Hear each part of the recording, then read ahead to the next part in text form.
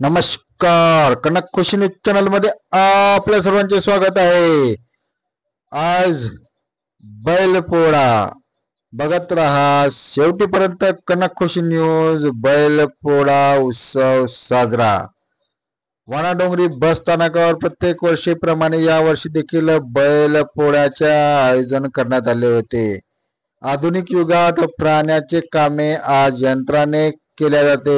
नांगरणे, वखरणे, लावण करणे एवढंच नव्हे तर औषध फवारणी करणे आणि पीक कापणे ही सर्व कामे यंत्राने होत असल्याने शेतकऱ्याच्या घरचा सदस्य सर्जा राजाचे म्हणजे बैलजोडीचे प्रमाण कमी दिसून आले.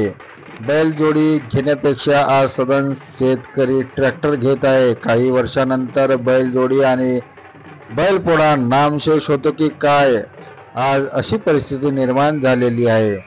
या वाणाडोंगरीतील बसस्थानक येथील बैलपोळा पाहण्यासाठी मोठ्या प्रमाणामध्ये नागरिक गोळा झालेले होते.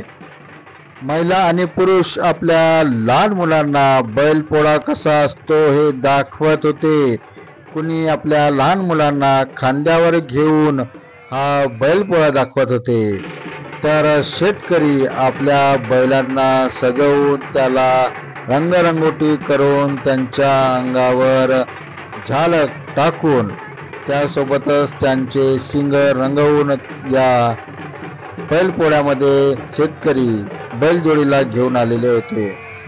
आपण बघत आहात की कशा प्रकारे हा बैलपोळा तोडून फोडला जातो आणि नंतर ही वाजत गाजत बैलजोडी बैलपोळा फुटल्यानंतर सर्जा राजा म्हणजे बैलजोडी घरी नेल्या जाते आणि घरी मग त्यांची मालकीन त्या सर्जा राजाचे पाय धुवून त्यांची पूजा करून त्यांना नैवेद्य दिल्या जाते. पुरणपोळीचे नैवेद्य यावेळी खास मानल्या जाते.